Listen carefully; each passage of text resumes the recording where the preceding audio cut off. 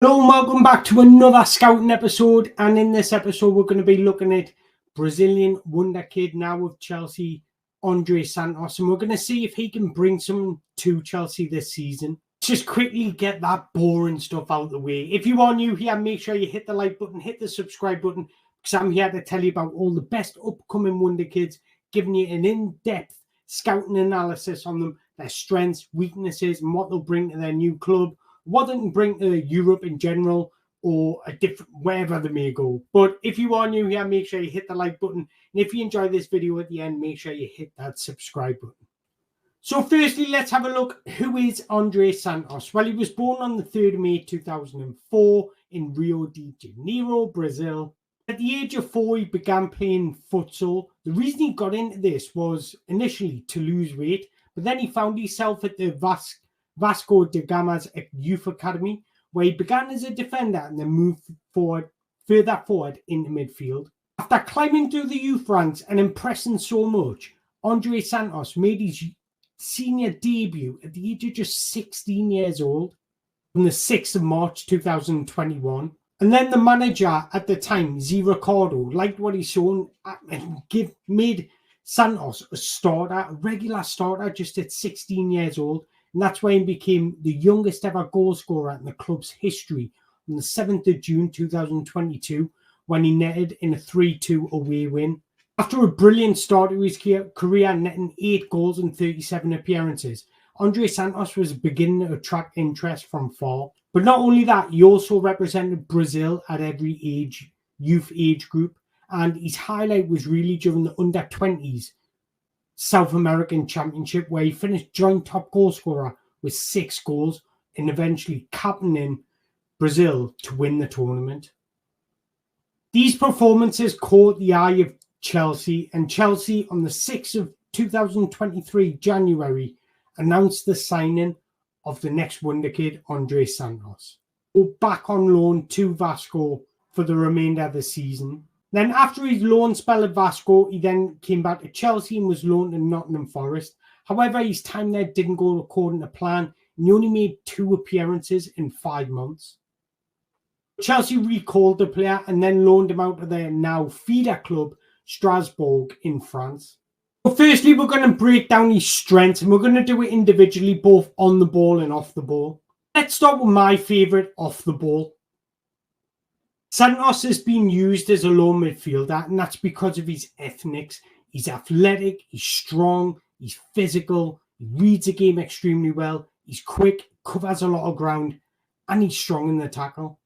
What I like about him the most is his work rate and engine. It allows him to be consistently in the game, breaking down plays, stopping passing lanes, or driving into a challenge.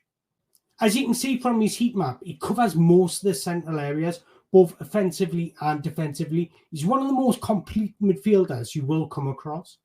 But where he thrives is his positional intelligence. He's extremely good at just being at the right place at the right time to break down dangerous attacks. He's got superb defensive intelligence, which leads him to perform a high number of defensive actions, whether that be tackling, intercepting, blocking. His defensive toolkit is extremely diverse. The ability to scan off the ball and look for dangerous threats is brilliant. This allows him to anticipate passes, anticipate challenges, or anticipate dribblers running at him. And his strong reading of the game also makes him extremely dangerous as a pressing machine. During his time at Vasco and Strasbourg, this was extremely effective because it allowed them to win the ball higher up the field and begin strong transition counter-attacks. So what I'm saying is, his defensive awareness and physicality to win the ball makes him a relentless presser and a very dangerous counter-attacking machine. He does thrive as in one-on-one situations. He's tough to beat because he's mobile, he's strong, and he's extremely savvy in the way he tackles. When he does go to tackle, he's extremely patient and doesn't dive into tackles. He reads and assesses the situation and knows exactly how to position himself in order to win the ball effectively. Physical, uses his body well, and he has a powerful running stride, so if somebody does beat him, he's got the ability to recover.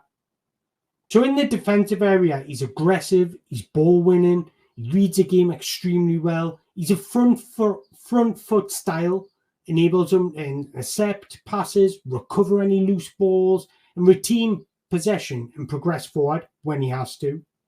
Most of his tackles come in the central areas, and both in the defensive third and the middle third. He's averaging 3.11 tackles per 90, which has him in the top 8 percentile across Europe. He really thrives when he's tackling dribblers. His mobility, his intelligence in acknowledging exactly what the dribbler will do is phenomenal. He's averaging 1.82 dribblers tackled per 90. That has him in the top 1 percentile across Europe. His success rate is extraordinary. He's in the top 5 percentile for success rate with 65.4%. This just illustrates his ability to read the game, but also his physical attributes as well, because he's strong in the challenge. He can diverse his quick change of direction. He's mobile, and he can keep up with pacey dribblers. His tenacity, his physical attributes make it extremely difficult for opponents to dribble past him. Not only that, his long strides and his ability to cover a large amount of grass makes it extremely difficult for people to move in open spaces. So what's he like in the build-up phase and what's he like in possession? Well, his main quality is his dribbling. His ball carrying ability is exceptional. He's not a dribbler that's neat and tidy in tight spaces, but when there's open spaces, he's powerful. He's got a direct running style, and it makes it difficult for opponents to stop him. Santos thrives when there's open space. He literally powers through it like a bulldozer. Even though he just stands at 5'11", his presence on the pitch can be felt. He's got a powerful frame and he uses his body to protect the ball extremely well, while also having the ability to ride challenges through his strong core, making his ability to protect the ball with his body one of his biggest strengths. He seems so confident when there's open space, when he's got space to move the ball into, with longer strides so he can open up his body and build up momentum. However, under pressure, Santos has not been the most reliable player, which we will touch on a bit later.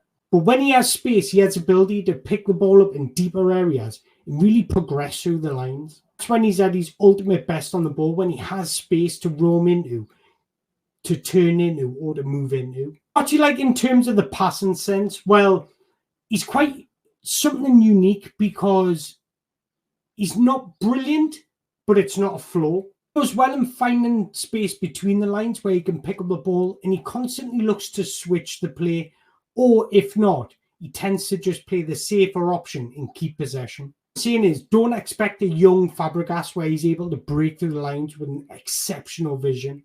He tends to keep the play flowing. So he will move the ball side to side, little short combination passes, looking for an opening for somebody to break through. And I put this down to lack of scanning, which we will touch upon later. But why it would fit in Enzo Maresca's system is because Enzo Maresca wants to move the ball. He wants to pull the opposition out of their natural position. And that's where Santos can come in handy, because he has the ability just to play those short passes, keeping the ball moving quickly and allow the opposition to press, whereas Chelsea can then move the ball around them. It'll just give Chelsea more options to play through the lines. When you combine his defensive intelligence with his superb ball carrying, it makes him a wonderful number 8. He's a complete midfielder. He's got the bit of everything. He can defend, he can also drive up the pitch, and he can pass as well. When he picks up the ball as a number 6, he doesn't have that positional and intelligence and the awareness to receive the ball in tight spaces. Like I mentioned earlier, he does better in open spaces. What I'm saying is, if he receives the ball and he's under intense pressure by an opposition player, you look to play the ball backwards rather than looking to turn on the half turn. But sometimes he has got the ability to use his physicality to offset opponents. He does use his body well to protect the ball, but he's not very fluid. And the half turn doesn't really come natural to him. What he'll do is try and control the ball dead on and then turn. And that gives the opposition a chance to then pinch the ball. But he almost gets away with it because of his physicality and the way he knows how to use his body. In Earlier I mentioned the scanning. Sometimes he doesn't display great awareness. He doesn't scan before receiving the ball, and this can have him caught out in possession. When you combine the lack of scanning with a closed body shape, it's not very good at receiving as a number 6. Andrey Santos does his best work as a number 8 when he can receive it further up the pitch and let him down at times. He's at his best when he can attack crosses. Also a threat in the air, both defensively and offensively, which make him a huge asset. Wins an incredible 1.29 aerial duels per game. He has a success rate of 57.1%. Got a wonderful strike from distance and closed areas, and he's composed in his finishing as well. Did he fit in Enzo Maresca's system? Well, I kind of liken him to similarities of Joe Linton of Newcastle, where he's effective in both boxes and every third of the pitch. Full of energy, he's got enthusiasm, he's extremely energetic, and he adds a defensive skill set because he really is a monster in duels, and he's positionally aware. Personally, I think he would thrive in a 4-3-3 as a number 8. The responsibilities in the build-up phase will be reduced because that'll be done by the number 6, but he has that freedom just to arrive in both boxes, both defensively and offensively. Maresca likes his number 8s to be runners. Andrey Santos is an incredible runner. He will work tirelessly up and down, but number 8s to be good off the ball and on the ball. Andrey Santos is good off the ball in the defensive phase. He loves defending, whereas he's good on the ball as well. He's an extraordinary ball carrier, and just that ability to break through the lines in open spaces will be a huge counter-attacking threat in transitions. I can't say that Andrey Santos is going to start for Chelsea because they're absolutely stacked in midfield, but has he got a place in the squad? Absolutely. If you can get a confident Andrey Santos, you're on for an absolute talent. I've got no doubt Andrey Santos can play a key role in Chelsea's season, whether that be coming off the bench, whether that be starting the odd game and giving others a rest, whether that be going deep in cup competitions, the Europa Conference League for Chelsea. That's just going to bring up more confidence in him and allow him to play his natural game. So there you go, guys. There's another episode done. And don't forget, if you've enjoyed this episode of Andrey Santos, please hit that like button, hit that subscribe button. And yeah, until the next time, thanks for watching.